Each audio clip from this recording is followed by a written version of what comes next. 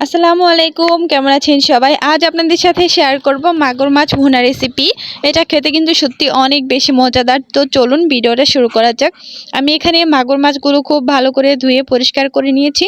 তারপরে মাটির কড়াইতে রান্না করব। তেল দিয়ে দিয়েছি, পেঁয়াজ রসুন কুচি দিয়েছি। এরপর একটু নেড়ে চেড়ে কয়েক ফালি কাঁচামরিচ দিয়ে দিয়েছি। তারপর আবার একটু নেড়ে চেড়ে দিলাম। কিছুক্ষণ পর এগুলো ভালো করে ভেজে নিতে হবে, ব্রাউন কালার করার দরকার নেই। তারপরে ধনিয়ার পাতা দিয়ে দিয়েছি। ধনিয়ার পাতা দিয়ে আবার একটু সুন্দর করে নেড়ে চেড়ে দিব। কিছুটা সময় গেলে, ভাজা হয়ে গেলে দিয়ে দিব একটু পানি কষানোর জন্য। তারপরে মরিচের গুঁড়া দিব, ধনিয়ার গুঁড়া এবং অল্প পরিমাণে হলুদের গুঁড়া দিয়ে নেড়ে চেড়ে নিচ্ছি। তারপরে দিতে হবে পরিমাণ মতো লবণ। লবণটা দিয়ে আবার একটু নেড়ে চেড়ে দিলাম। তারপর এখানে পানিটা ফুটে এলে মাছগুলো দিয়ে দিতে হবে। এবার মাছগুলো দিয়ে একটু নেড়ে চেড়ে দিলাম। কিছুক্ষণ পর ঢেকে দিতে হবে।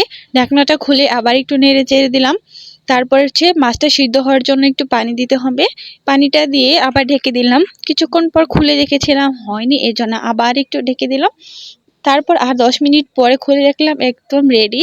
রান্নাটা কিন্তু হয়ে গিয়েছে, পানিটাও বেশ শুকিয়ে এসেছে। এটা আপনারা ট্রাই করে দেখবেন। আজকের মতো ভালো থাকবেন সবাই, টাটা।